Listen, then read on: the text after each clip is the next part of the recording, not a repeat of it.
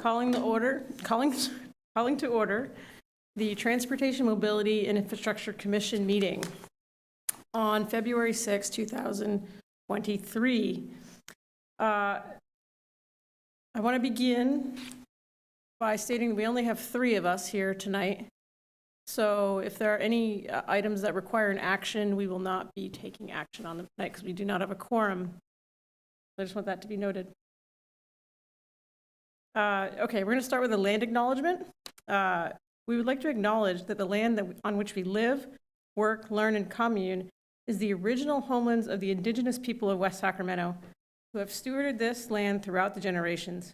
We acknowledge and we thank the original inhabitants who have occupied, maintained, and secured this place, and who still exist on this land. We respect and celebrate the many diverse indigenous peoples still connected to the land on which we gather. Thank you.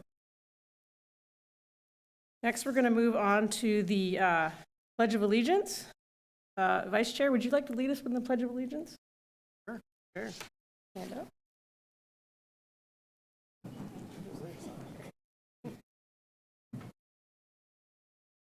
Allegiance to the flag, the Republic,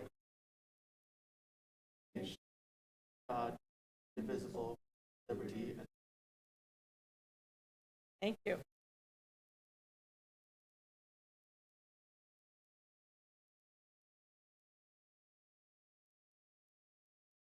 I want to also state that anyone who wishes to leave public comment may fill out a request to speak card and present it to the clerk prior to the completion of any staff presentations. So items on the consent agenda will be considered in one motion, and the request to speak card should be turned in prior to the first item on the consent.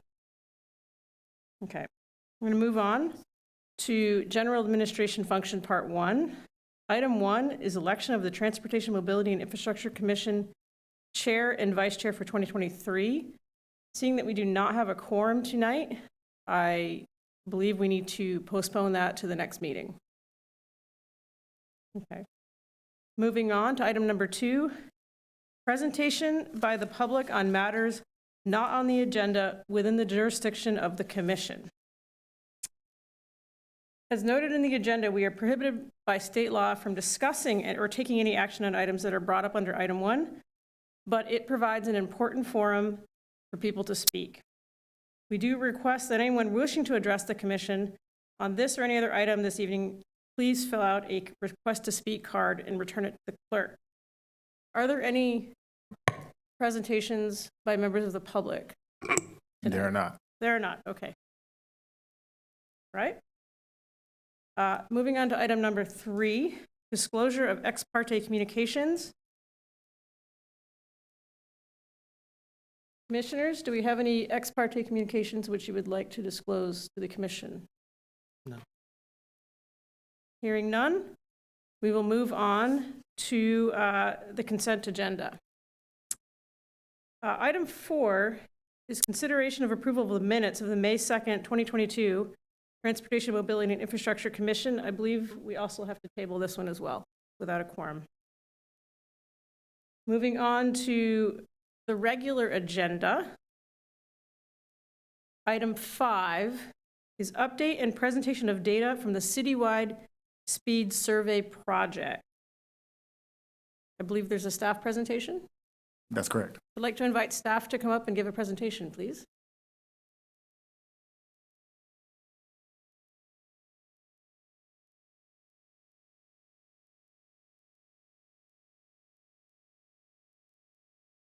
Good evening, Chairman Zimmer and Commissioners. My name is Joanna Ortiz, and I'm an Assistant Engineer with the Capital Projects Department. Today, I'm here with Christian Ascension, Associate Civil Engineer with the Capital Projects Department, to jointly present an update on the citywide speed limit survey project. After our presentation, our consultant will be presenting a more detailed technical presentation, which will describe the process for establishing speed limits. So please save your questions until the end of both presentations.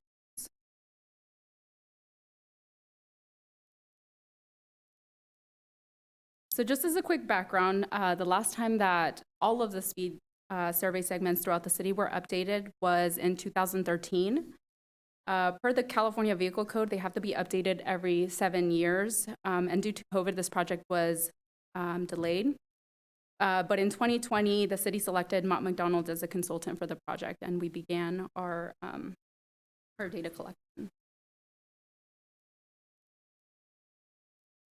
So as I mentioned, this project had a late start. And in order to expedite some of the more urgent segments, city staff prioritized a set of segments to be evaluated first.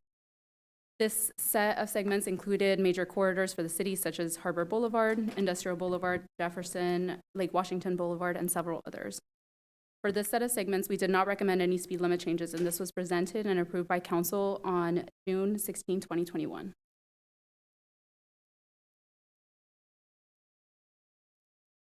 Once the priority segments were approved and updated, we began collecting data for the second set of segments. The set was presented to the TMI Commission on November 1st, 2021, and then following that, the city staff presented an ordinance to the City Council, which was approved on March 2nd, 2022. And now I'll hand it off. Good evening, everyone. So tonight, we're here to present an update on approximately 52 segments. We won't go through all of them since there are too many, but we can highlight the ones that we are recommending speed limit changes for. The changes will include C Street between 5th Street and City Limit from 25 to 30 miles per hour, Harlan Drive between Oates and Ramco Street from 30 to 35 miles per hour, Davis Road between Seymour and Jefferson Boulevard from 25 to 30 miles per hour, Evergreen Avenue between Pine Street and Harbor Boulevard from 25 to 30 miles per hour, and Evergreen Avenue between Harbor Boulevard and Coke Street from 25 miles per hour to 30 miles per hour. And these segments are highlighted on the slideshow. We'll also be doing Harmon Road between Jefferson Boulevard and Antioch from 40 miles to 30 miles per hour. Northport Drive between Commerce Drive and West Capitol Ave from 25 to 30 miles per hour. Oates Street between Carlin Drive and Ramos Drive from 25 to 30 miles per hour. Port Street between Shore Street and Terminal Street, 25 to 30 miles per hour. Ramos Drive between Oates Street and Promenade Street from 25 to 30 miles per hour. And lastly, Sutter Street between West Capitol Ave and North End Terminus from being not established to 25 miles per hour. And then 15th Street between Jefferson Boulevard from 25 miles per hour to 30 miles.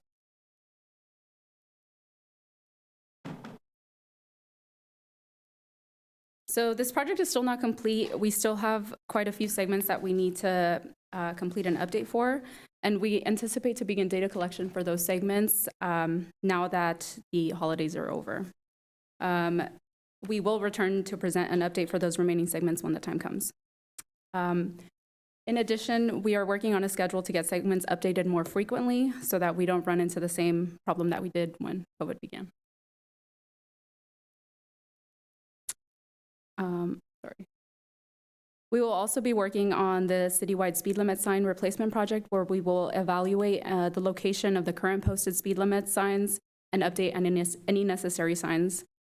And I know you probably have a lot of questions regarding our recommendations, so now we will hand it off to Ravi with Mott McDonald, who will describe the process for establishing speed limits. Thank you for your time, and we'll be available to answer any questions at the end of the presentation. Thank you very much.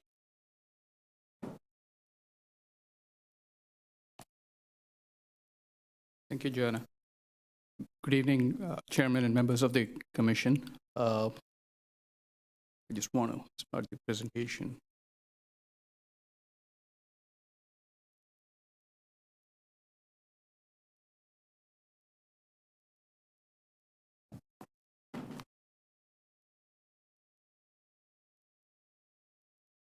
Coming up?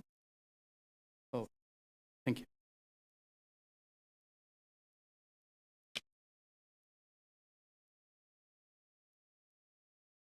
Thank you. Again, I'm Ravi Narayanan with Mott McDonald, assisting City Capital Projects Department with the engineering and traffic speed surveys process for the last 3 years almost now, as part of our on-call traffic engineering services agreement with the city. So the presentation I have here today is not too dissimilar to a similar presentation I made before this commission back in November 2021 as part of the second set of segments that Joanna mentioned.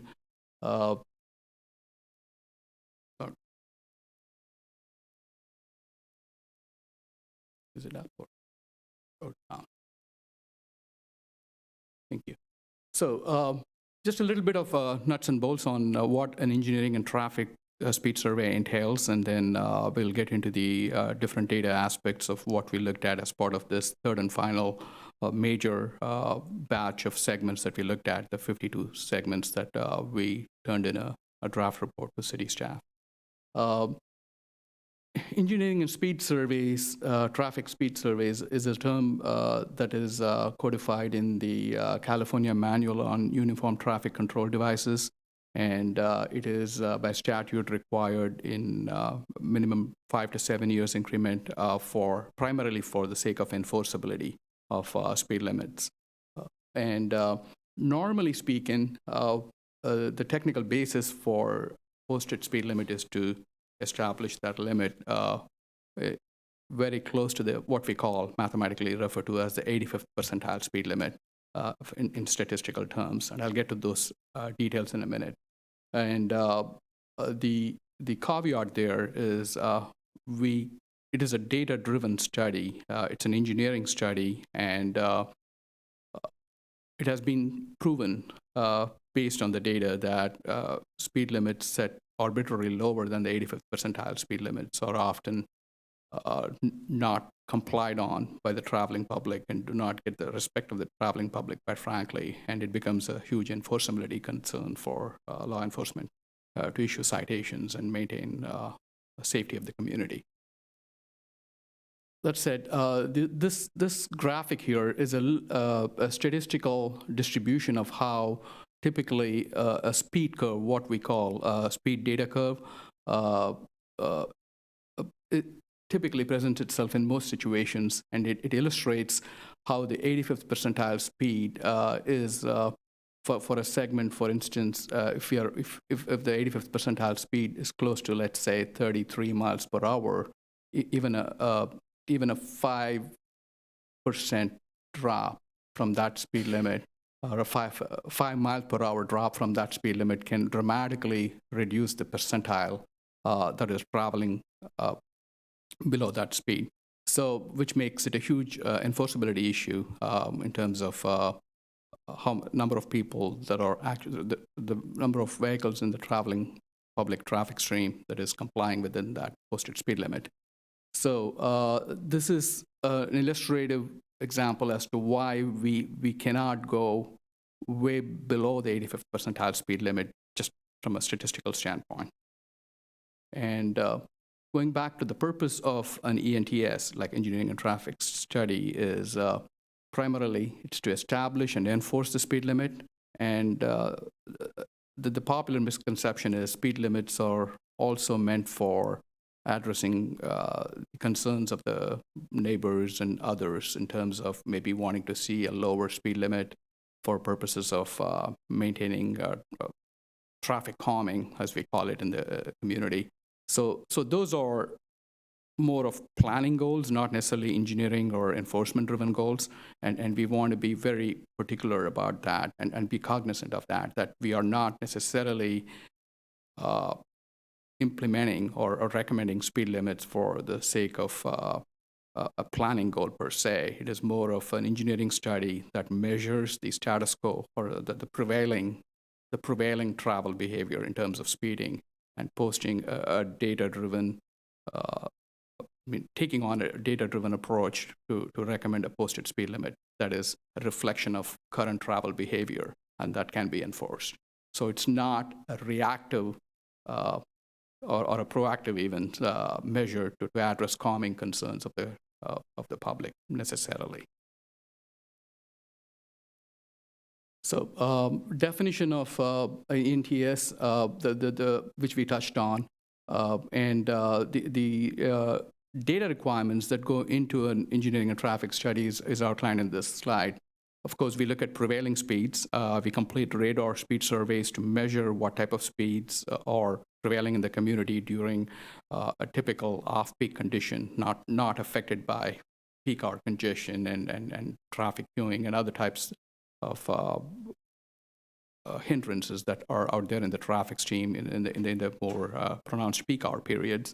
And again, I'll get to that in a minute, the technical aspects of speed survey data collection. We look at collision data records, especially for segments where what we prepare, what we call a detailed speed survey report, or the long form report, where the more controversial segments, we do look at the accident records. And then we also look at the highway traffic and roadside conditions, quote unquote, that are not readily apparent to the driver. And oftentimes it's a euphemism for bike and pedestrian traffic and frequent presence of driveways and other issues that you wouldn't expect a reasonable driver to be aware of, who may not be a regular on that segment of roadway. And also, we look at certain other criteria that the California Vehicle Code allows in terms of how we characterize the functionality of a street in terms of residential density and bicyclists, pedestrian and bicycle safety. So these are the broad factors that CVC and the California MUTCD allow us to incorporate into our engineering study and decision-making process and developing a technical recommendation for a enforceable maximum speed limit. Again, this slide lists the different CVC codes that are often invoked in a ENTS study, depending on the context, the location, the segment. Not every code is applicable in every situation, but just a laundry list of different types of CVC sections that we look at. And technical guidance is also contained in the California MUTCD that incorporates CVC by reference. A couple of what California MUTCD refers to as options, like in terms of when and how we may deviate from the so-called 85th percentile speed limit.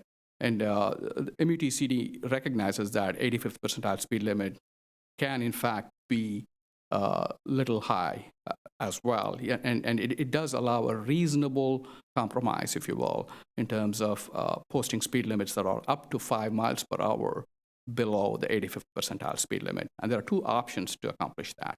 One is what's referred to as option 1, where the 85th percentile speed limit may be established by up to 5 miles per hour, and only up to 5 miles per hour below the 85th percentile speed limit, based on conditions that are not readily apparent to the driver. And I'll touch on those, which is basically the presence of bicyclists and pedestrians and frequent driveways and side friction, what is happening, the roadside conditions, so to speak.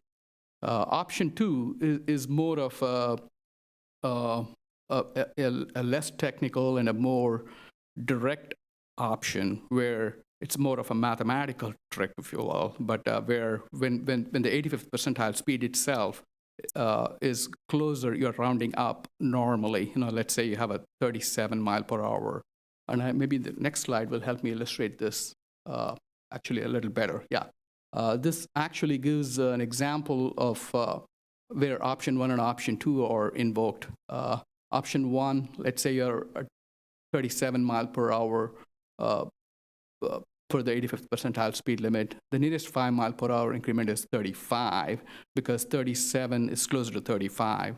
And then MUTCD, based on conditions that are not readily apparent to the driver, lets us recommend a speed limit of as low as 30 miles per hour, nothing lower than 30 miles per hour whatsoever, for any reason whatsoever. Option 2, on the other hand, is less documentation driven because in cases where we are rounding up normally, 38 miles per hour, the nearest 5 mile per increment is 40 miles per hour. So MUTCD allows the option of rounding down to 35 instead of going from 38 to 40. You go to 38, from 38 to 35, and no further documentation is needed because you're taking the liberty to round down, and then regardless of other traffic conditions and roadside conditions and other other conditions that are not readily apparent to the driver, no further reduction is allowed. So option 2 is often used where it is recommended, where it is applicable, mainly to save ourselves from the need for the burden of extra documentation.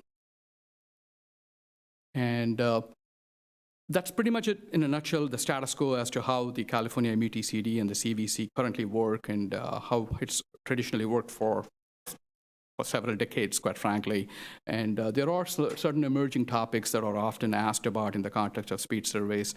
California Assembly Bill 43 has been adopted as of, I believe, 2021 or 2022, but it really does not become effective until June 30, 2024, in terms of allowing additional considerations for reduction of speed limits that may be substantially different than the 5 mile per hour reduction over the 85th percentile speed limits.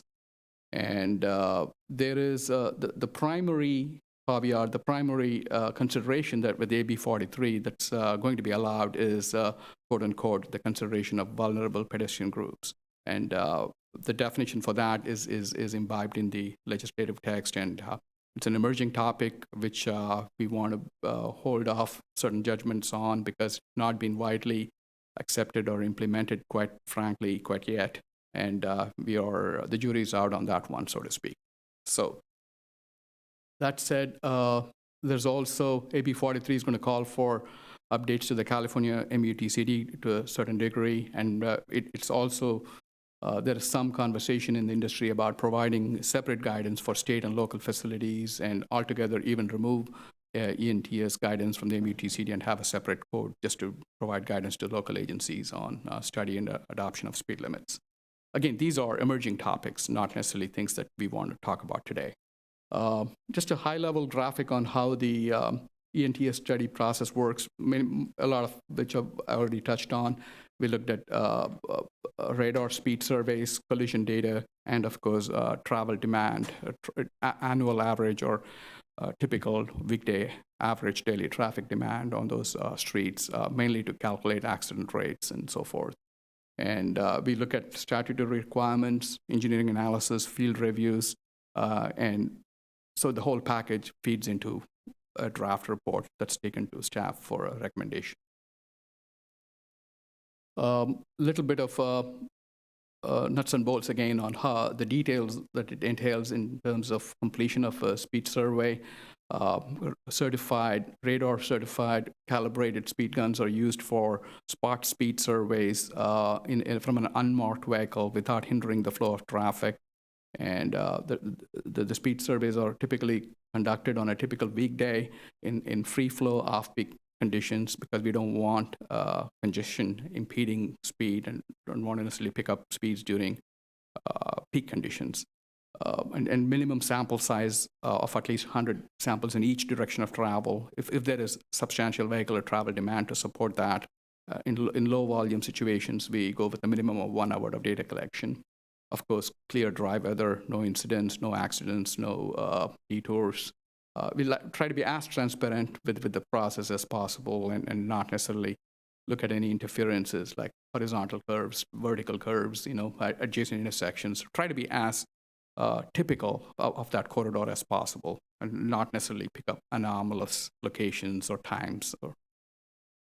And this is a histogram that often, a typical histogram for the distribution of traffic, the speeds, excuse me, that we get when we commission a speed survey for a particular segment. And it has some typical statistics such as 85th percentile speed, the percentage in what we call the pace, which is the 10 mile per hour bandwidth where the maximum number of the sampled population is captured, and so forth. And ADT counts are often collected as well, mainly to calculate the time of day demands, as well as look at compute accident rates or collision rates, which is often used to compare to similar collision rates on facilities that are similar, and in order to see if there is a statistically valid finding there in terms of collision rates, prevailing collision rates. And these are typical time of day curves by direction that we have seen for many of our study segments. With that, these are the maps, pretty much citywide maps for close to 110 or 120 segments that have been studied in batches over the last 2 or 3 years. These are different segments. Of course, I don't expect you to see all the different segments on here. Just a high-level exhibit that just to illustrate that these segments are distributed all over the city, and these segments range from anywhere from half a mile to 1 mile or 1.5 miles in length, and sometimes multiple segments within the same corridor. Second set, third set. Finally, this is the technical summary of the handful of segments that we are, in fact, recommending speed limit revisions that Christian touched on in his presentation. And I won't go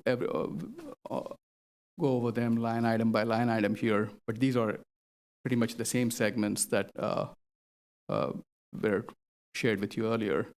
And just to show you how the process works, the 85th percentile speed limit is the column, the third column from the right that you see.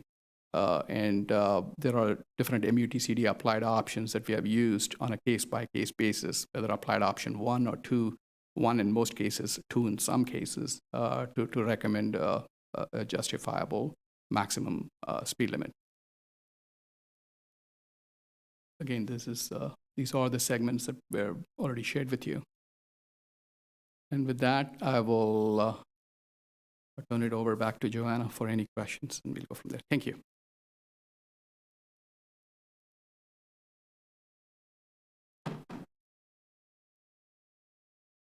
You have any questions for me? All right. Well, thank you for that presentation. We appreciate that.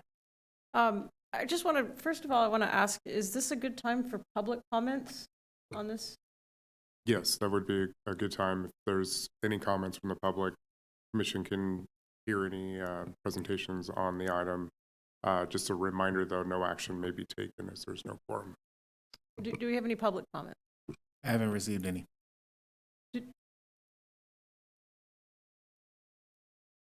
Yes, we would like to hear your comment. Yes, please come up. You've got 3 minutes, I believe, for public comments. Definitely like to hear what you have to say. Nadine Bloom, and I live Harmon Road, and my speed limit says 40 miles an hour. So those people are going more than 40 in the morning, like 6 and 9, and in the afternoon when they come home. Saturday, when it was raining down hard, this person was going at least 40 in the rain. So I'm surprised that there's not an accident there. And all the side streets like French and Hillary and all that, they are 25.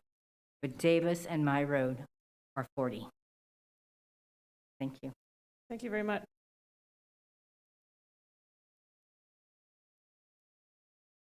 Are there any additional comments?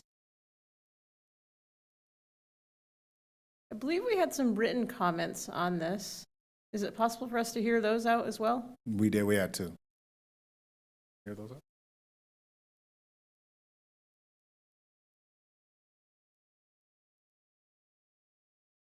Do you have the agenda? I don't have them on me. The actual comment? apologize. I do have it on my phone, I believe. Yeah.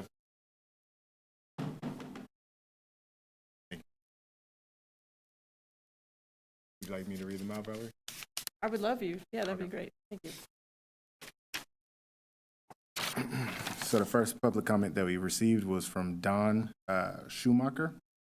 He says, "Good evening. My name is Donald Schumacher. I'm a 19-year resident of West Sacramento, and I have raised 3 children in a wonderful community. I have lived at 2640 Harmon Road since 2013, and with the exception of Harmon Road itself, it is a fantastic and growing neighborhood. The speed limit is currently 40 miles an hour, but that is often exceeded by cars treating the long, straight, and smooth road like a drag strip. Due to zoning, there are no sidewalks on Harmon Road. However, it is a popular route for runners, walkers, dog walkers, bike riders, and even horseback riders. Due to the lack of sidewalks, the pedestrian traffic is relegated to walking on the road itself. So even if vehicles adhere to the posted 40 miles per hour speed zone, it can create hazardous situations. I do not allow my 10-year-old daughter to ride her bike or walk along Harmon Road unsupervised due to the speed at which many drivers travel down the road.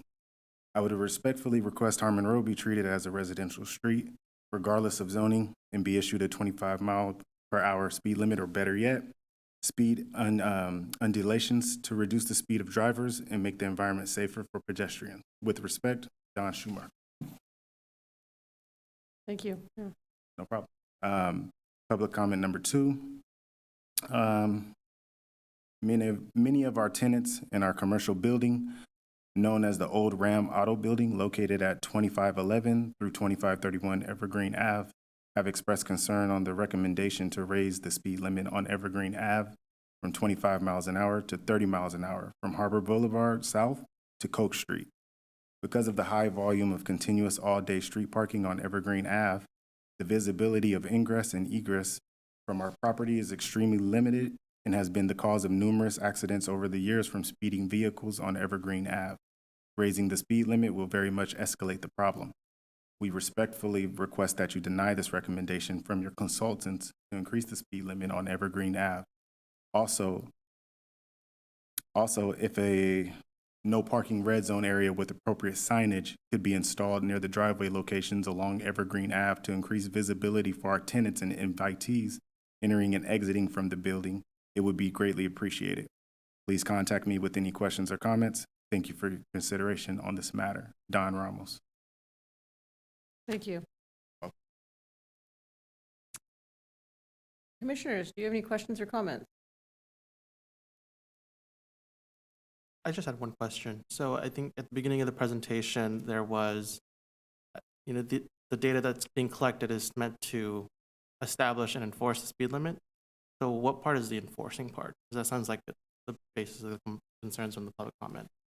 Yeah, so the enforcement actually, so in order for us to set an enforceable speed limit, we actually have to have that be backed by an engineering and traffic survey. So if we don't have something that validates the posted speed limit, police can't enforce the speed limit there. So if someone gets a speeding ticket at one of those locations that doesn't have something that's validated, then the police department or the person who received the speeding ticket would be able to contest it. Does the city police get a copy of this report as well to kind of look over and see where? Yeah, so yeah, we actually have Lieutenant Winger here who has been part of this process and has helped us, make these determinations. Additional questions? Sure. Commissioner Gunn? Yes, so was this speed survey done during like the height of COVID? Because I remember this presentation was given to us, I think maybe about a year ago. Mm-hmm. So just kind of curious. So I guess my question is, between then when there was a lot less cars on the roadway compared to now when things are definitely opening up, does the consultant or does the city think that would affect, with, for example, like when there's less cars on the road, cars may tend to drive faster, right? Compared to now where there's more cars, traffic flow could be a little bit slower.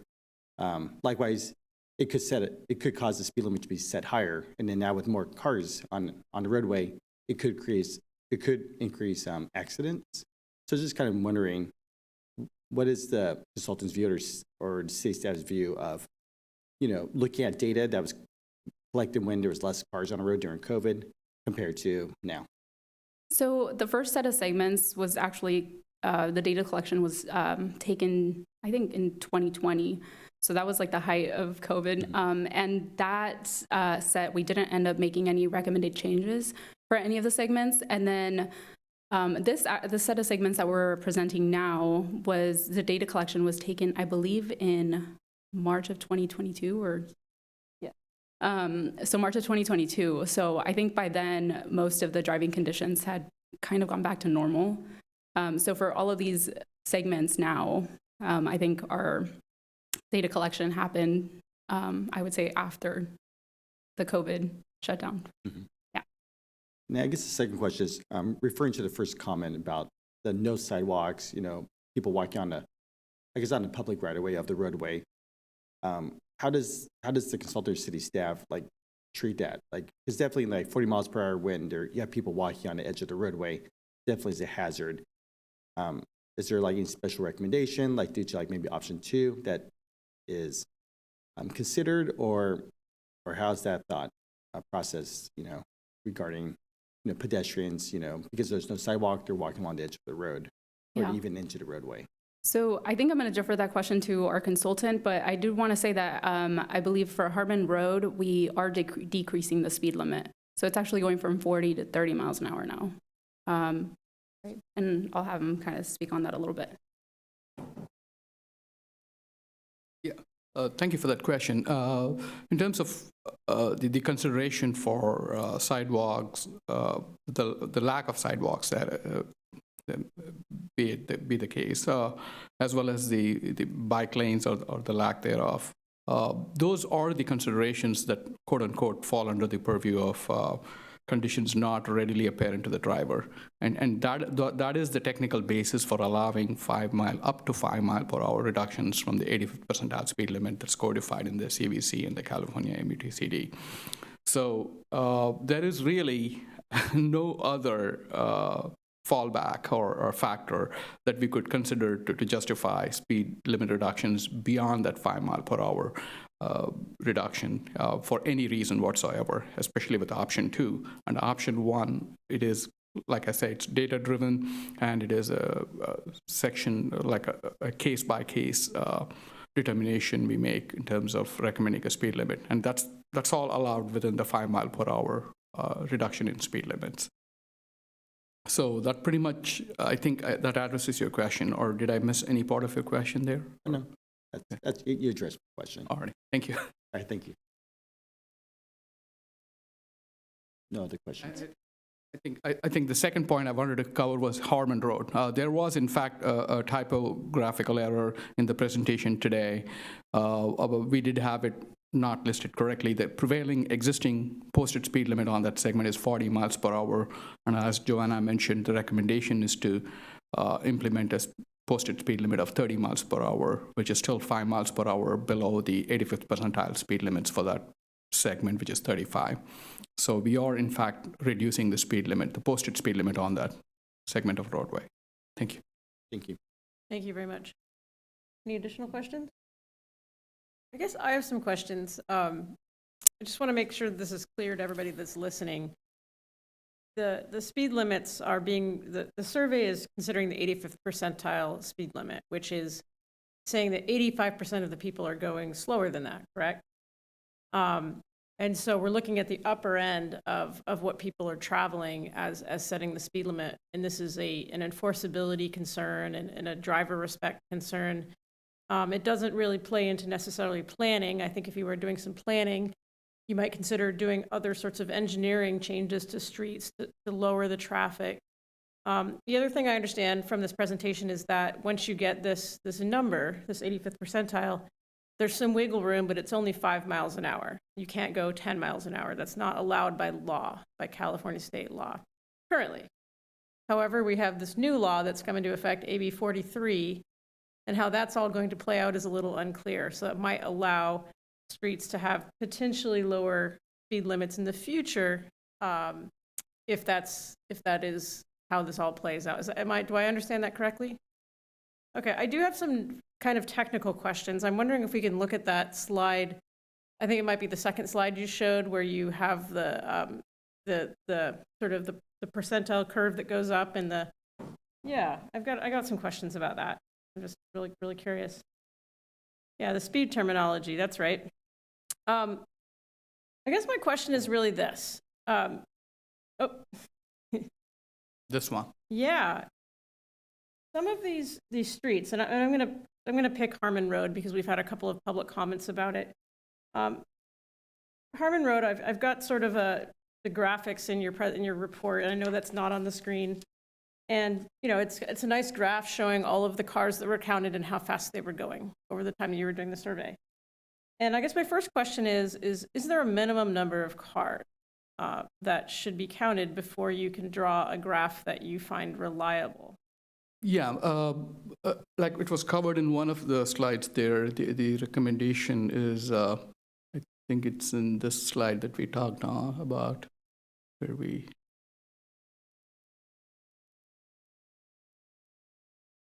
see 100 samples in each direction of travel for the so-called high-volume locations. The high-volume locations are typically 5,000 vehicles per day or more, because you can capture 100 samples in less than an hour.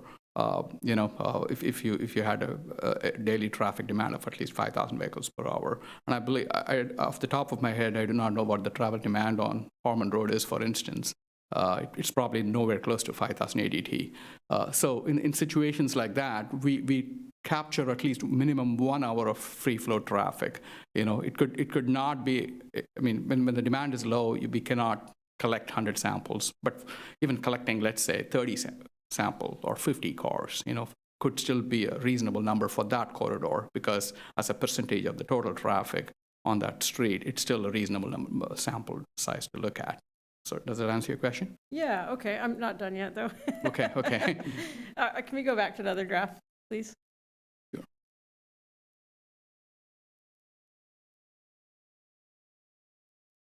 So we have this graph, and you have this nice steady slope going up. And to me, that speaks to, like, basically an even number of cars going at each of these sort of, I guess, 10-mile increments, right? So you have a pretty well-distributed set of cars going down this road.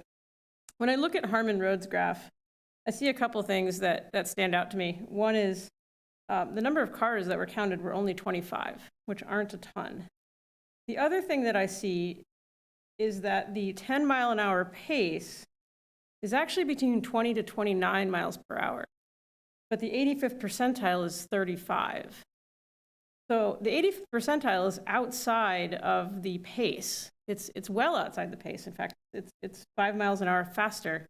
And the reason being is that you have, most people are going, somewhere between 20 and 30, but then you have a few people racing down the street. And maybe this is a street that attracts racing for some reason. So I guess my concern is that if you have a low number of cars counted, and or you see something like the pace being much lower or lower than the 85th percentile, that we might not have a good representation of that particular street. And I see this on a couple of streets, actually. Yeah, and that's actually not unusual for low-volume streets to have curves that are not fitting this type of a more typical distribution we see on more heavily traveled streets, like, for instance, Jefferson Boulevard or streets that have substantial amount of traffic on a consistent basis. On residential streets, if the curve is flattening, like when you say that there is a huge volume of traffic in that 10-mile-per-hour pace bandwidth, and that's only, the upper limit of that is only 29 miles per hour, and then the 85th percentile is 39. So that means that the curve is flattening rapidly after 29. The upper limit of 29. So by reducing it by 5 miles per hour, we're getting it closer to the top end of that pace. So, and that's where we look at the 50th percentile as well. So a lot of times when you go 5 miles per hour below the 85th percentile speeds, you end up being right in the middle of the pace, or at the upper edge of the pace, or even closer to the 50th percentile, as a matter of fact. So which makes it, again, an enforceability concern when 50% of the traveling public are in fact traveling at or above that speed. Then you can have a reasonable case to issue enforcement citations and so forth. So it's on a case-by-case basis. On low-volume streets, it's always a challenge because anomalies do occur. And if there is specific concerns or about that corridor, I mean, status quo, we are recommending a speed limit reduction from 40 to 30 miles per hour. But the other point that was made was to give a residential street consideration for that street, and we looked at that as well. And the densities, the fronting densities on either side of the road does not, those being large lot residential uses, that doesn't quite support the consideration of a residential street definition allowed in the CBC. So we couldn't post it for a prima facie speed limit of 25 miles per hour and call it good. So we had to engage in this data-driven exercise.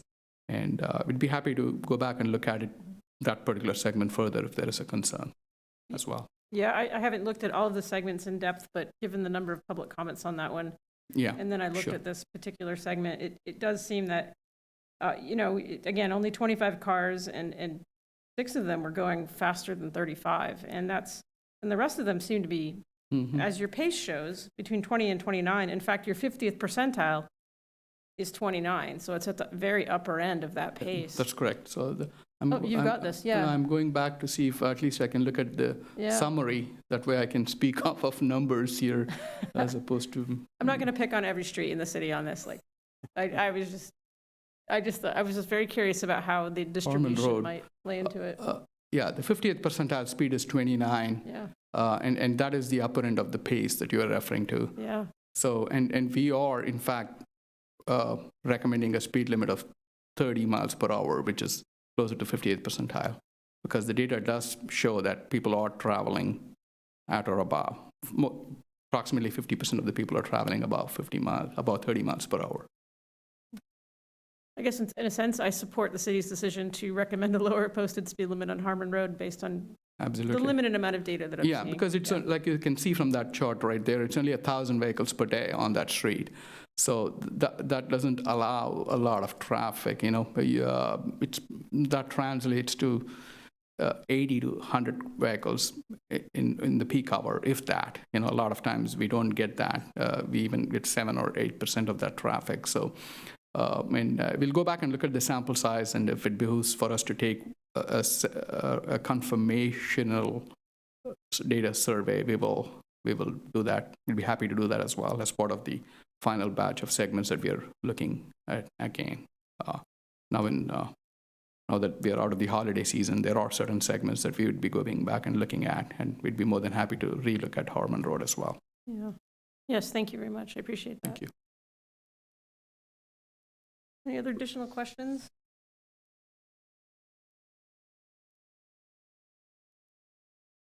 All right. And that concludes item number 5. So we're going to move on to item number 6, update on the Sacramento Avenue Complete Streets Corridor Improvement Plan. And I believe we have a presentation.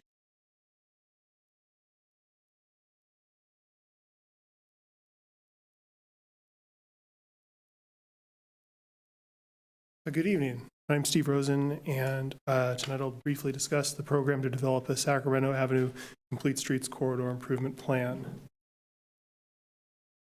The name on it. Oh. So this is a project funded by SACOG's Community Design Program and city leveraging funds. The city's lead consultant on the project is GHD Incorporated, and they're assisted by WRT Design and public engagement specialists at AIM Consulting. The city worked with these partners to apply for a SACOG Green Means Go grant, and if we win that grant, that'll enable us to study upgrading the non-transportation infrastructure beneath and above Sacramento Avenue, along with the transportation infrastructure. And the benefit to that would be that the city could plan to do all the construction at once. Doing the pipes, drains, sewers, and cables at the same time as the street would mean that nearby residents would only be disturbed by construction one time, and that would let the city save money by rationalizing the construction process. The purpose of this project, though, is to improve Sacramento Avenue for all users. Sac Ave is a major east-west route through the major east-west route north of the train tracks, and it's also the neighborhood main street for Broderick and Bright. It connects neighbors to school, work, church, stores, church, and parks. Right now, it's not a very comfortable place to walk or bike, and it could be made better for cars and their drivers too. The Sac Ave plan will guide the city's investments in the corridor. The goal is to make a neighborhood main street that will let all people get where they're going, whether they're biking, walking, riding a bike, or taking the bus, and to make a place where people will want to spend time. a complete street plan, or complete street includes comfortable sidewalks along its entire length, safe space for biking, scooting, and riding mobility devices, comfortable and convenient places to catch a bus, lots of space, or lots of places to safely cross the street, and it's also 100% accessible. So while cars and their drivers will be welcome on the street and at all the businesses along it, this does mean they may lose some space and have to slow down. Medians and sidewalks with shade trees could make the street feel narrower and naturally reduce driving speeds, and driveways and intersections could be made more manageable to make ingress and egress crossing safer. And this means that people and cars will be protected from unsafe drivers too.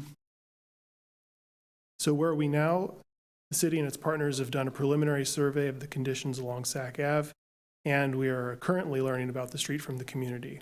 Public engagement website is up and running. People can learn about the project and share their ideas. They can send comments privately to staff through email, or they can start a conversation by sharing them publicly on the webpage. They can do that by posting on a virtual bulletin board, and or they can also leave notes on a map if they have any issues or concerns or ideas about specific places. And the next steps will be real-life events. They'll include 2 more formal community workshops in spring and in the early spring, and then in June, and then 2 more casual pop-ups. The plan will be based on meeting community needs for the neighborhood Main Street, so it's important that we plan successful events and learn a lot from the people there. And after we finish learning from the community, we'll return to the TMI to share what we learn. This is a look at the project webpage. Right now, it can be reached through the city's webpage for the project, and we'll be coming up with a punchier URL shortly. This webpage includes examples of street improvements from similar streets in the region, including West Capitol Avenue here in West Sacramento. So that includes my brief presentation, and I will be happy to answer any questions, and along with my colleague Stephanie Chan. Thank you. Thank you very much. Do we have any public comments on this item? No comment. No comment. Commissioners? Just curiosity, are there any public artwork that's also part or considered to be part of the Police Streets project at all, or not? Just try to bring a little bit of beautifying aspects to it? This is more of a high-level plan, so if we hear a lot of comments about public art, we will take that into consideration and seek opportunities to do that into the future. Okay. I guess the reason I asked is because Clean California has got $150 million for the next round of funding, and I was just kind of curious if that's part of the plan, since there's money that's out there for local grants for cities to try to compete for. Thanks. Commissioner, if I could just add into that, we have been looking at Clean California. There's a lot of different ideas that we're tossing around. For this particular area, we have the water tower that's at the very end of the Sacramento Avenue corridor, over where the I Street Bridge, the new I Street Bridge, C Street and Rail Yards Bridge is going to be landing. As part of that project, we're going to be relocating the water tower. It does have historic significance, so it's going to be relocated, reset on the south side of the approach for I Street Bridge. So one of the things that we were actually looking at with Clean California was whether or not we would be able to apply for funding to re-envision it and from the more of an 80s motif that it is now to something a little bit more modern and community driven. We're still continuing to look at that. There's a lot of restrictions on Clean California, including providing public space for whatever art project there is, different amenities, and primarily it's a cleanup program. So what they ask to see is a lot of graffiti abatement or similar projects to that, and you also have to provide a long-term maintenance plan associated with that. So there's a lot of work that goes into it. We're still continuing to look, and then if opportunities do come up, especially with that water tower or other projects, as Stephen mentioned in the corridor, we'll take a look at it. Thank you. Other question? Yes, I'm very excited to hear about see the webpage and to get people commenting on it. Definitely looking forward to the public outreach. I think this is a great project, and I'm very excited about it. I'm just curious as to, is there any timelines? Can we talk about timelines for a little bit? Like, what's the timeline of the project? We're going to be doing public engagement, and then when's the next phase gonna start, and when can we expect to see construction? Any ideas? Hi, my name is Stephanie Chan. This corridor plan is just the planning level study, so we will have that complete early next spring. Included in the plan is kind of an implementation, like a phase. So we'll look at opportunities for funding, but that will have to go to, so I believe, and in budget to set the construction or design and construction phase. Okay, thank you very much. I don't have any further questions. Thank you for your time.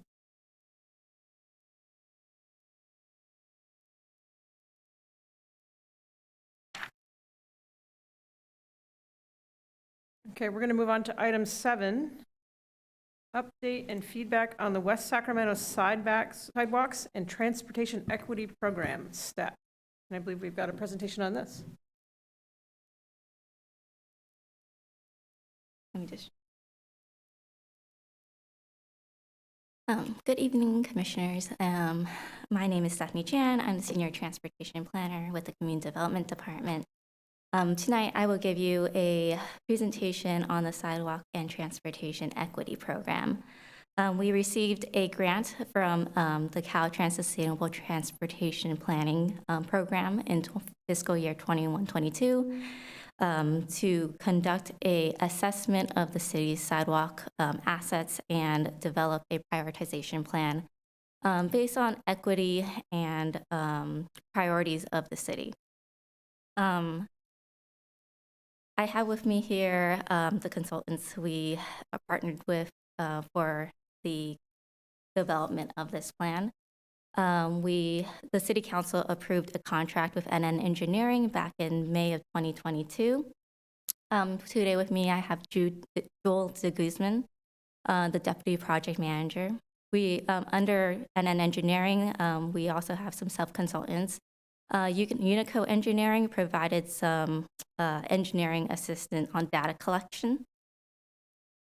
And we also have Civic Thread representatives who are outreach specialists partnering with Diesel Consulting.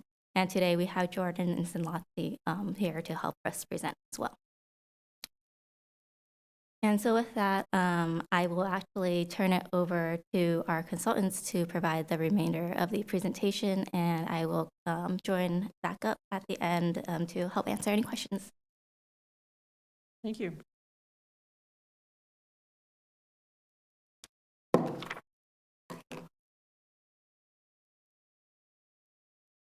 Hi, my name is Citlali, and I'm just going to go briefly over the agenda that we made for you guys. Yeah, so following this, we'll have an icebreaker. I know we only have a couple community members, but we'd like to hear from them if they're willing. Then we're going to move to project overview, and then the visioning activity and discussion. Then we'll move to the prioritization framework and best practices review, and then at the end, we'll do a Q&A.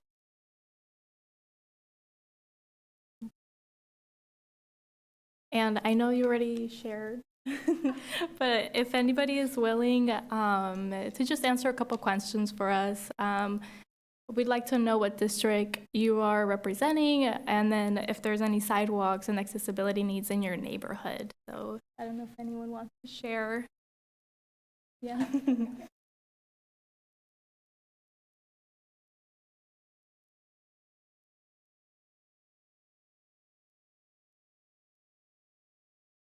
Good evening, my name is Teresa Parkinson, and I live on Roving Court, which is right next to Higgins.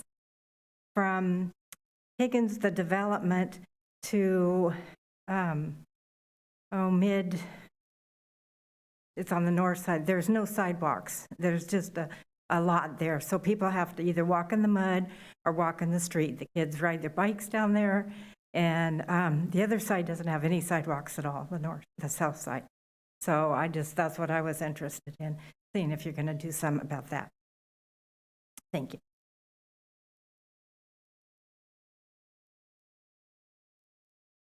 Would anybody else like to share? Yeah. Just out of curiosity. My name is Helen Duncan, and I was here for actually the Harmon Road situation. But I'm curious, Harmon, again, does not have sidewalks. And I was just wondering what it takes to get that addressed. It is residential, and I don't know how that develops. But anyway, that was just out of curiosity of the sidewalks and what goes on that. And so just saw it on the agenda. Thank you. I appreciate you guys giving us feedback. We really need it, so I appreciate it. And then I'll pass it over to go over the project overview.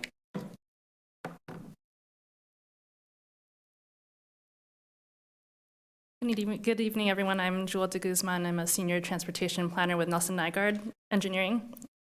And I'll start with giving an overview of the scope of work and what our project entails. So the first part of this is really gathering inventory of the existing sidewalk data that the city has access to. So understanding where sidewalks exist, where they don't exist, and what type of data needs to be collected. So working with the city, we've mapped the existing inventory of sidewalks. We're working with our project partners from Unico to collect drone data over certain parts of the city that we know don't have any sidewalk data associated in those areas.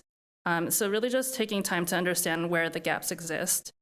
Part of this project will entail, actually a major component of this project is to develop a prioritization framework for sidewalk projects. And this will help us determine where to invest funding for projects. Part of this project also entails developing an implementation and investment strategy, which is where we would research funding options and strategies to get these prioritized projects implemented. And really the outcome of this project is to identify a set of prioritized sidewalk projects for the city to then go out and get funding. So as I mentioned, there is multiple ways that we're gathering data. The first was looking at the initial presence and absence of sidewalks, specifically in disadvantaged communities, and I'll go over that definition in a second. The second part was supplementing that data collection with drone data in particularly the areas highlighted on this map in the neighborhoods of Bright and Broderick. And then the third phase, which we'll be hoping to get to in the spring, more on the ground detailed data collection using working with the community on conducting active transportation and walking audits, as well as more detailed engineering surveys. Engagement is really critical to this process. We want to make sure that we weave in community engagement throughout and at critical points in the process. So engagement with stakeholders, this is with our advisory committee, and with community members throughout the span is something that we're really, we want to take seriously, and we're working with Civic Thread and Diesel to incorporate throughout. So we've developed the best practices looking at other cities, and I'll talk about what that entails in a second. We will be looking to the community members to help us identify what the goals and objectives should be for that framework that I discussed, and to determine what criteria should be included in the framework. And we'll apply this evaluation framework to the list of sidewalk projects that we gather from this data collection.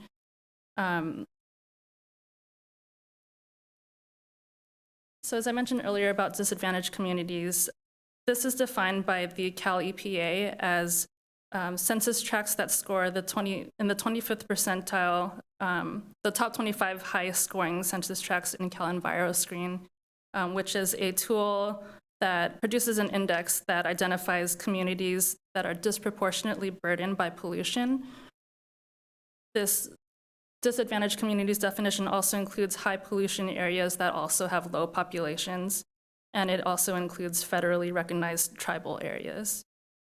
This is a standard approach that's used in many funding sources. So some of the funding requirements state that a portion of your project benefits need to fall within disadvantaged communities. So we want to make sure we specifically are looking at these areas of the city. I'm going to pass it back to my Civic Thread partners for this next part.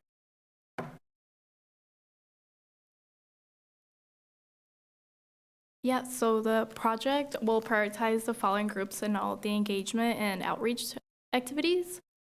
We have affinity groups that have been systematically excluded from the planning processes. So this would include people of color, youth, older adults, people with disabilities, and community members that are of low income. Then we also have people who rely on active transportation, so it's walking, biking, rolling, or have mobility devices.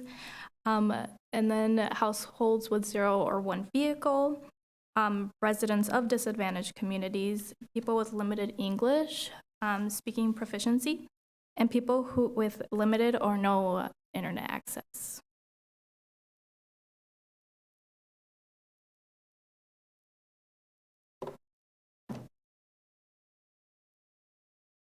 Hello, my name is Jordan. I'm a project manager at Civic Thread.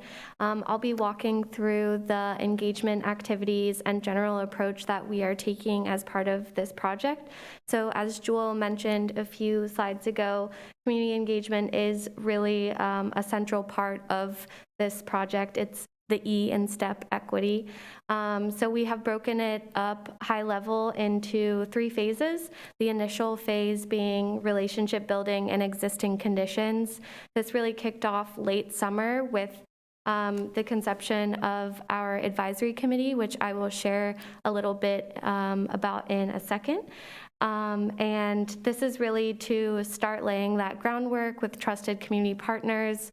Civic Thread is coming to this project with experience over several years working in and with West Sacramento communities. You may have heard of us priorly known as Walk Sacramento. So we have been doing safe routes to school and various community engagement efforts in the city for a number of years now.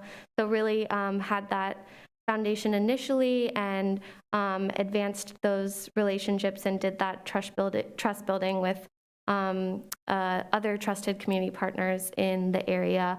Happy to give some examples of those when we get to the Q&A portion. So initial activities, as I mentioned, were advisory committee meetings. We're also doing focus group interviews as part of this project, just so we can have some more intimate conversations and listening sessions and provide that space for community members to really share what their values and priorities are regarding mobility and accessibility.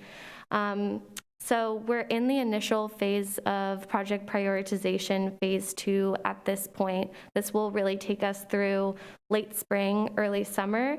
So this will really be around gathering community values and input to really drive the prioritization framework that Jewel mentioned will ultimately be used as the scoring criteria on the projects that are identified in this project. So we really want to make sure that the prioritization framework is absolutely reflective of community visions and values, because that's going to be the basis for which implementation happens and in which order. So on the community engagement side, a couple of different activities that are going to be happening are, continuing with the advisory committee, active transportation audits, focus group interviews, pop-up events, community survey as well. That will be led by Diesel. And then all of that feedback will go into a draft step plan, a draft prioritization framework that will be available for public comment. We'll be doing additional outreach and engagement around that to, ask like, hey, this is what we heard. Did we get it right? What do you think? So we'll have some additional engagement activities around that final phase as well before it goes to council. That's the pointer. So a little bit more about our advisory committee. This was convened in late summer. We used a variety of promotion methods. We did some physical flyering at local businesses, faith institutions, community centers.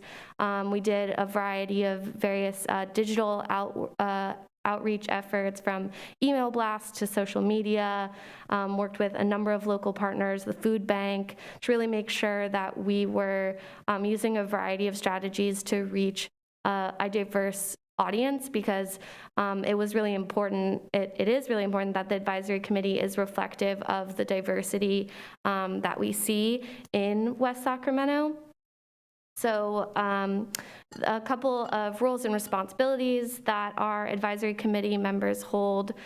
They do provide guidance and feedback to us, the project team, really make sure that we're on track and that we're using their best practices to make sure we're appropriately reaching their communities and neighbors.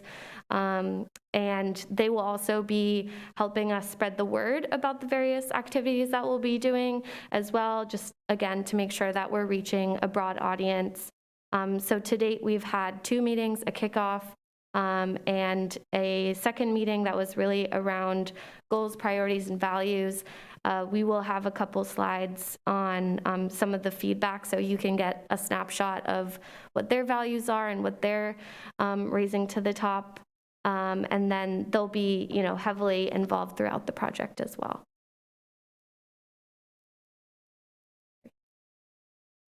And this is just another look at those phases overlaid on the project schedule. So as you can see, Task for Public Engagement is, a common thread visibly here throughout the project. Early, often, start to finish. It's really a central theme. So as you can see as well, we're kind of at the beginning of phase 2 currently. And now I will pass it back to Jewel to walk us through a visioning exercise and really set the stage for the STEP plan. Thanks, Jordan. So I wanted to explore the various commitments to equity that exist in other city policies, plans, and documents, and help us start to understand how this project can help advance these commitments.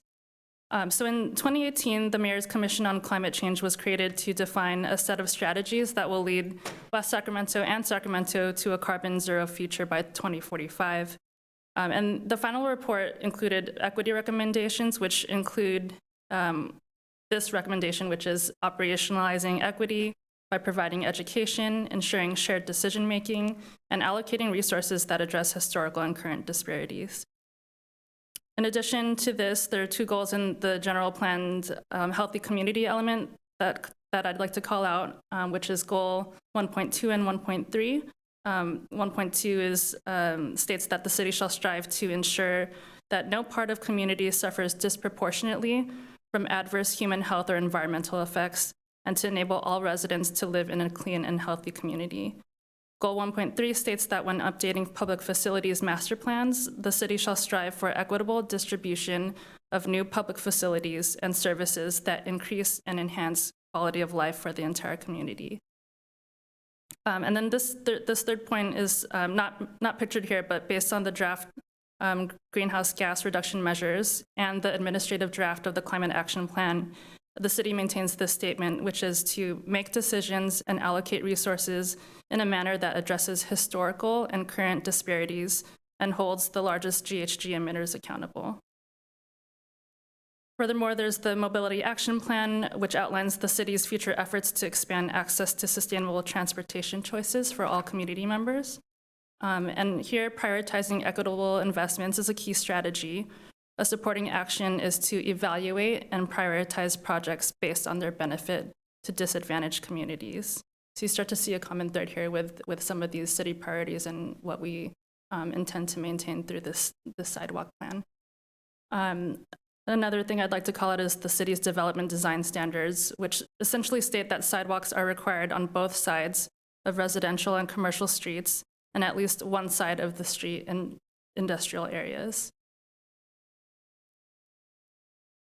These are 2 other foundational plans that we intend to reference as a guide as we work through to create a more walkable West Sacramento. The first is the Age-Friendly Action Plan, which outlines projects designed to make West Sacramento more livable for older adults, and also the 2018 Bike, Ped, and Trails Master Plan. So the common theme here is really focusing improvements in disadvantaged communities, addressing current disparities, and ensuring an equitable distribution of investments. Which leads me to my next point, which is what we're calling the guiding principle, one of the guiding principles of the STEP plan, And it's grounded in the idea that sidewalks be safe, continuous, accessible, and connect to important community destinations. So Jordan will take us through a little bit of an exercise here.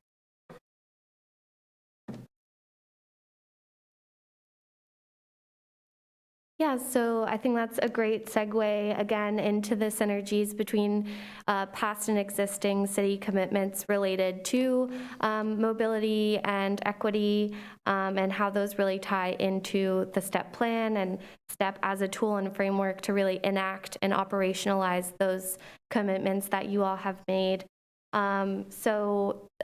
The goals that you see here can really be distilled into three main categories: safety and safe routes, health and environment, equitable access.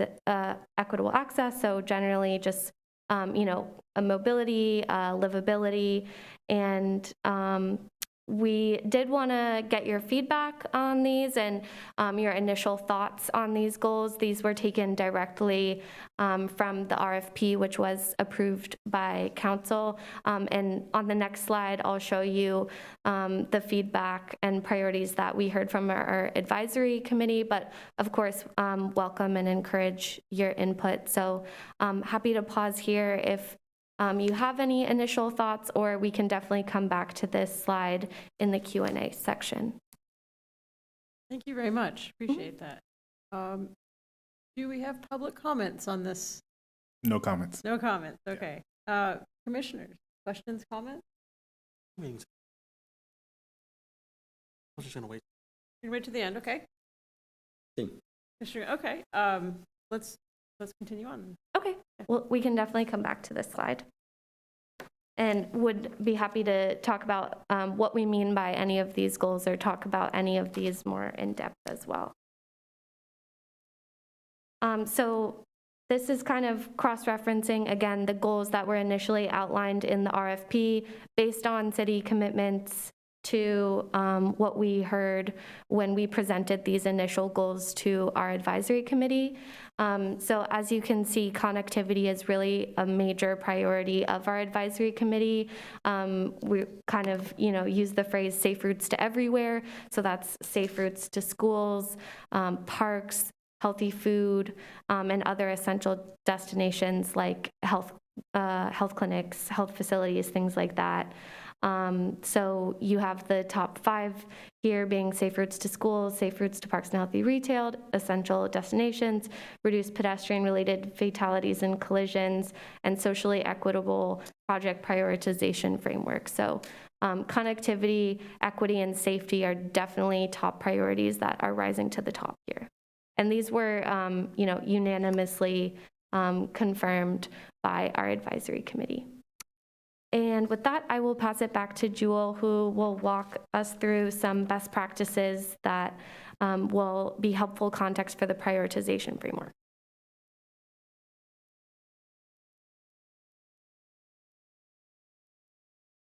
So a prioritization framework is a tool that provides structure and guidance for decision making. It contains a set of factors or topic areas that are based on goals and objectives proposed by the city and vetted by the community. In this project, the prioritization framework will help us decide which sidewalk projects the city should pursue funding for. So the first step in creating a framework is to establish the foundation. And by that, I mean reviewing industry practices, which is the best practices review I'll be going over in a minute, to understand what we can learn from other cities. We want to know what factors they included and how they defined and measured them. We also want to know what the city and community priorities are. So we want to establish goals and objectives for this framework. The second step is to develop a prioritization methodology. So we know equity should play a central role in this project, but one question we're asking ourselves is, how do we define and measure it? What other criteria or factors should we use to prioritize projects, and should we weigh a factor more heavily than another?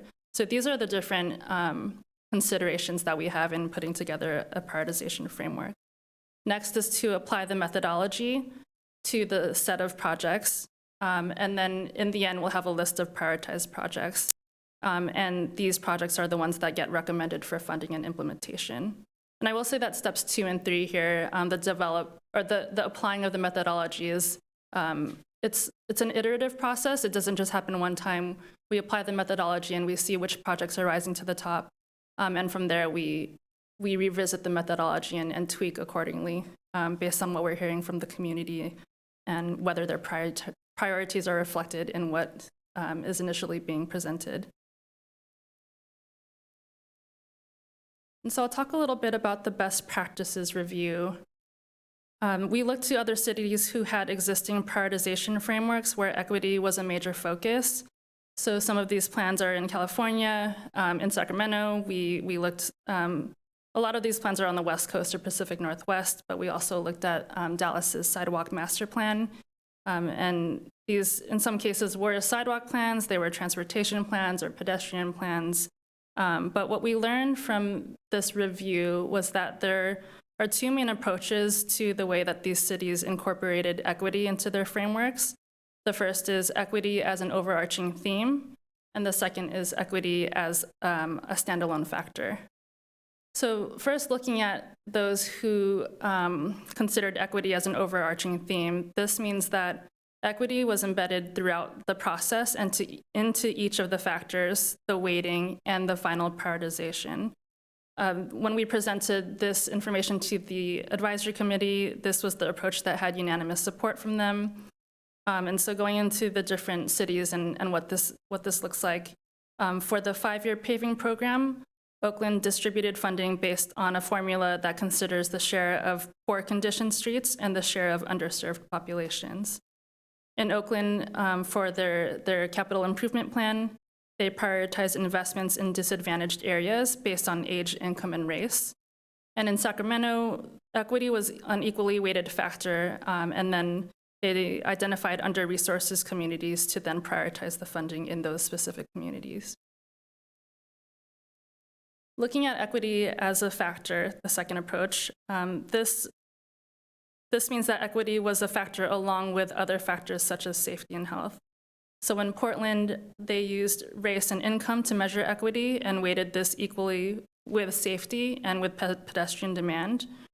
In Seattle, they focused on safe access to schools and transit, but also considered equity as a factor. In Dallas, they weighted equity, but also scored projects based on safety, pedestrian activity, and public requests. And then in Shoreline, Washington, they scored projects based on equity, proximity, safety, connectivity, and safety was their highest priority. So I wanted to share a little bit of information about the factors and metrics that are used in some of these various plans. This table provides a brief summary of the factors that were used by the peer cities we researched.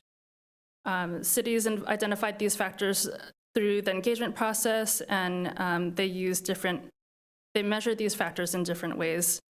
For example, one city might calculate a project's safety score by whether or not it's located on a high injury network, for example. So although this table provides a snapshot of which peer cities are considering what, there are a lot of nuances to these different processes.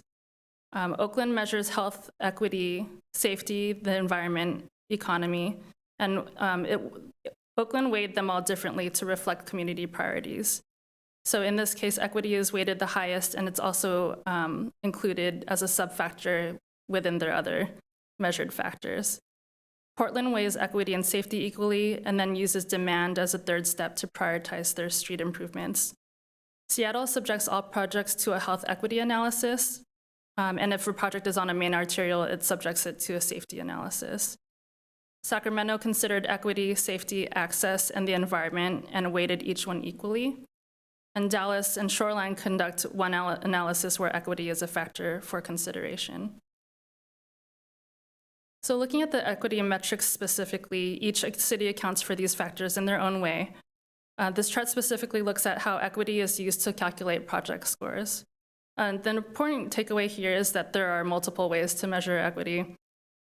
In Oakland, they measured equity through a share of the non-white population, the low-income population, and youth under the age of 10. Portland used race and income at the census tract level and weighted each one equally. Seattle uses the health and equity analysis, which incorporates metrics such as income and disability status and race.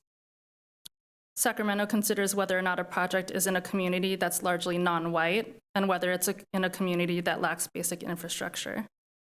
Dallas and Shoreline use the same metrics of race, income, disability, age, and English proficiency. And that's really the gist of it there. So again, multiple ways to measure equity, and we're still, for this project, we're still in the beginning of phases of determining what that definition of equity and how it will be measured in our framework through meetings with the advisory committee and community engagement and the survey that we'll be pushing out in the spring. So I'll pass it back to Jordan here.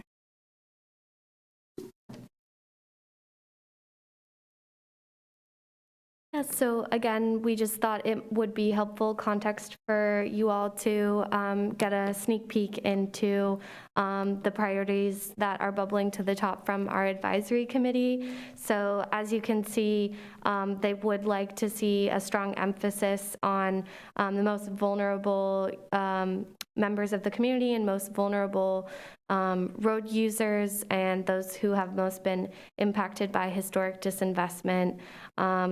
They're also, I would say, a big thing that we hear very frequently from them is really wanting to make sure that there is an age-friendly network, and ADA accessibility is definitely a top priority for them. So, that goes, accessibility and safety go hand in hand, and that's the beautiful thing about universal design is when you design the sidewalk network and pedestrian network to be safest for our most vulnerable users, then typically it's just more safe and accessible for the broader community as well. In terms of the advisory committee's priorities, the equity metrics that rose to the top for them were disability, income, race, historic disinvestment, and single-parent families. And we're just going to wrap up with some next steps.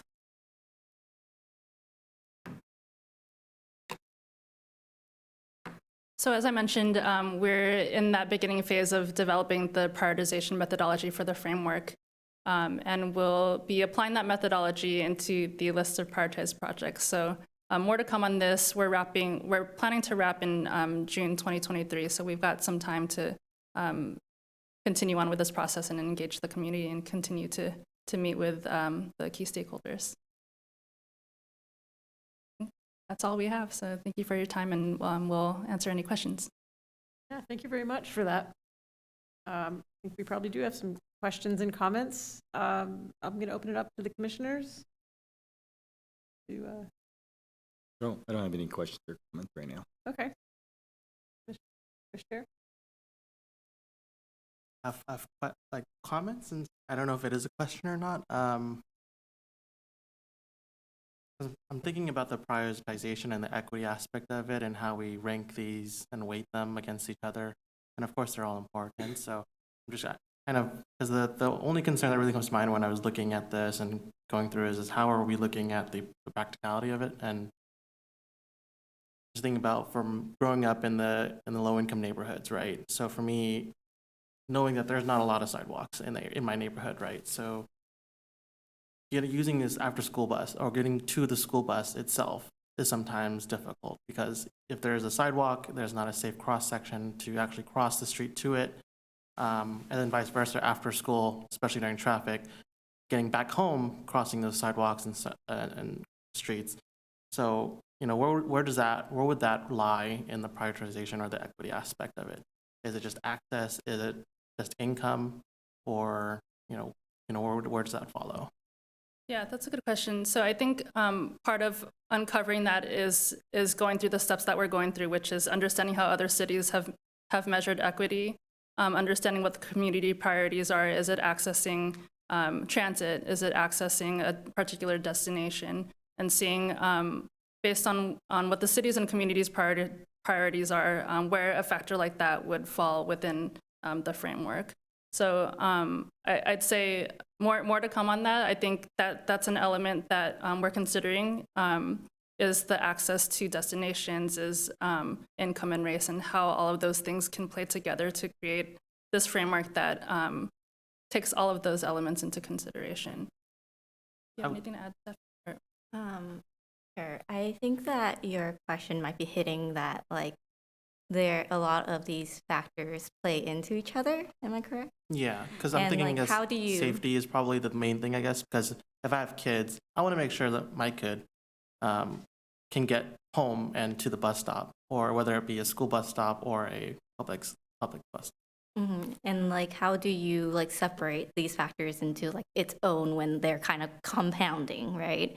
But that's kind of what we've had found in some of the other sidewalk priority plans, I believe, that we looked at. And I've seen this in other kind of transportation improvement project planning work that I've done, where sometimes it does tend to be like communities that have been historically disinvested in. It's because of these multiple factors. And you'll find, and I think when we conducted our best practices review for equity, when we did our focus interviews with some different agencies, we've heard that like some of these, the projects that rose to the top, and the reason they rose to the top was because they were scoring high across these different factors.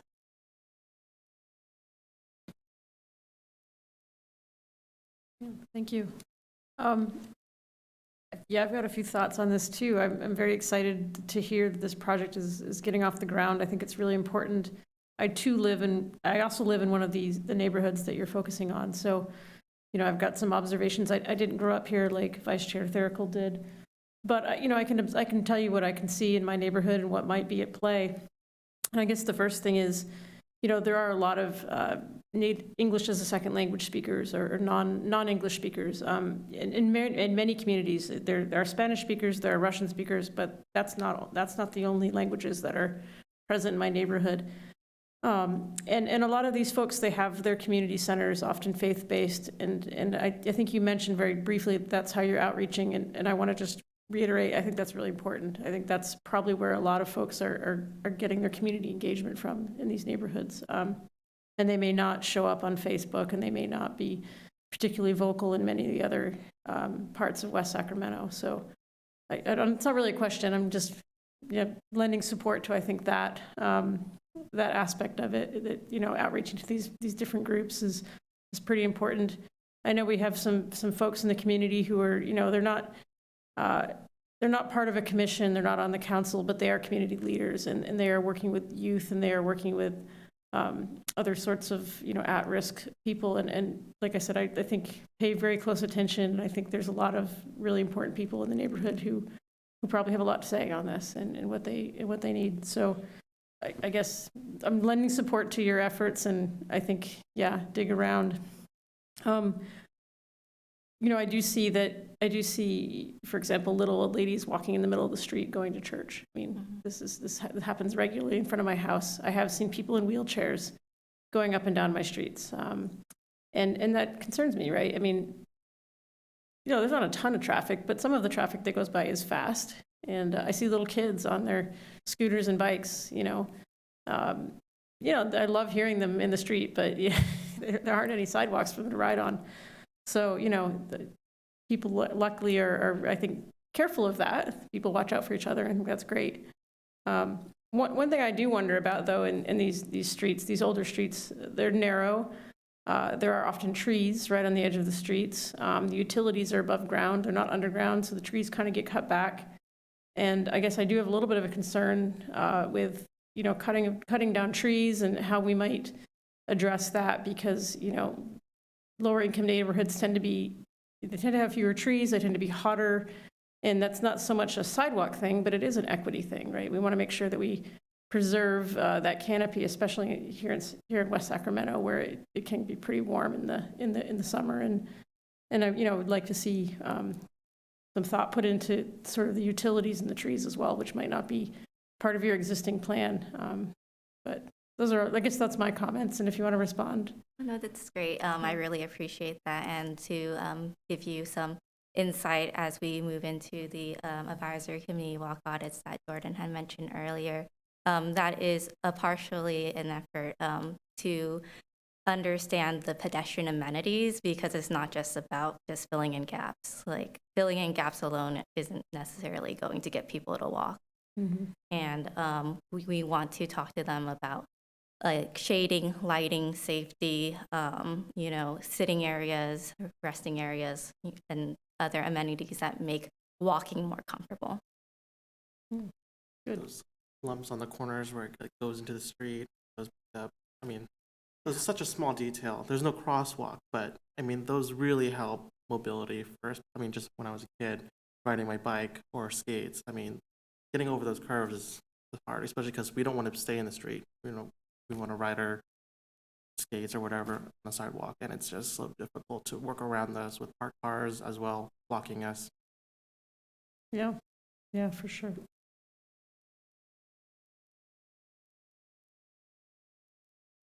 Yeah, just wanted to echo Stephanie's gratitude. Thank you for your support. And, given that you are also residents of West Sacramento and leaders in your community, open invitation to any of the engagement activities that we are holding, especially those active transportation audits. So we'll make sure that you and your staff get those details. You're more than welcome to come out. And then, off of that, if you do have any specific community leaders or groups that you know of who you think should definitely be a part of that effort, please pass that along as well. There's no, cutoff date for stakeholders. So please let us know if anyone comes to mind for you. We'd be happy to reach out, or if you could make a connection there, we would be happy to engage them in this process as well. So very, very grateful for your support. Yeah. Thank you. And yes, I would definitely like to make sure I know when the meetings are being held and get your contacts. I may have some suggestions. Maybe you've already reached out to the same people that I have in mind, but I do appreciate that. Thank you. Oh, Chair, I do have a question. Yeah. When it comes to right-of-way, a lot of property owners may not have like sidewalks. So if you're going to be installing a sidewalk onto someone's property, would that be considered as like the easement that the city may have, or will there be some sort of, I don't know, financial,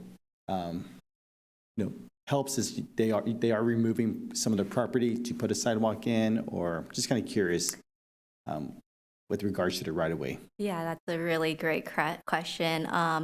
So for the way the city runs, you may or may not know, the sidewalks are to be maintained by the property owner unless it's in a CFD area, in which case the city may pay for sidewalk maintenance if there are uplifts or uprooting due to trees. But otherwise, technically in our city, we have deferred to the property owner to maintain the sidewalk in front of their property unless it's the city property or, again, a CFD area.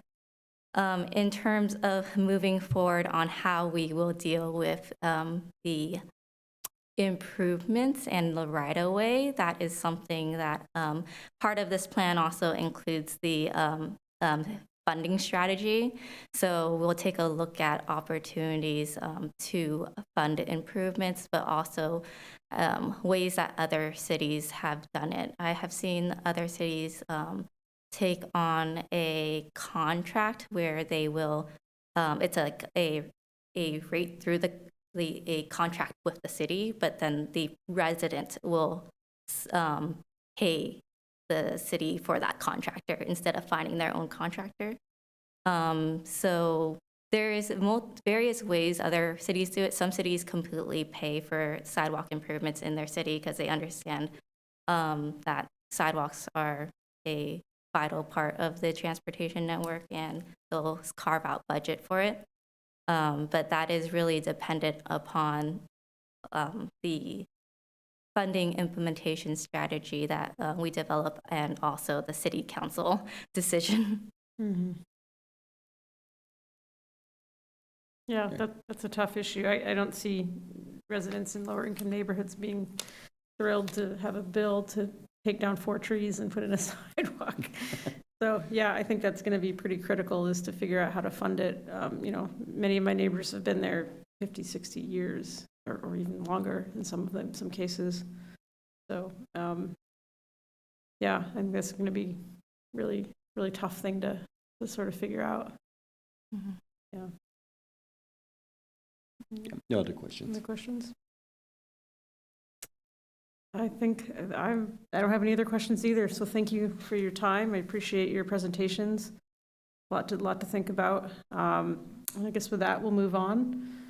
I believe that is the conclusion of the regular agenda, and we will move on to administrative function part 2. Item 8, the commission calendar. Our next meeting is March 6th. March 6th, 2023. Part B, staff reports. Are there any staff reports? We do have one report from Associate Transportation Planner Steve Rosen on the Bike Ped Trails Master Plan update.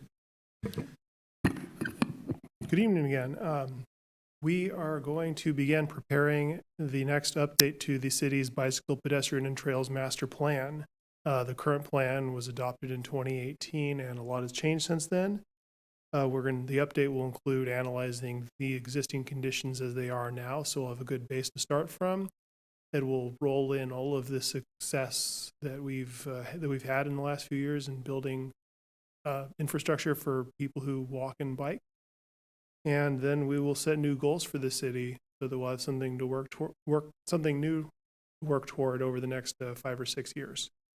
So I'll be back next month to go over the current plan and what the city's been doing since 2018, and hear what the TMI and the public have to say about the next plan. Great, thank you. Any other staff reports? No other reports. Okay, thank you. With that, we'll move on to item C, which is to adjourn. Is there a motion to adjourn? I'll motion to adjourn. A second? And I agree. So with that, we conclude the February 2023 meeting of the Transportation, Mobility, and Infrastructure Commission.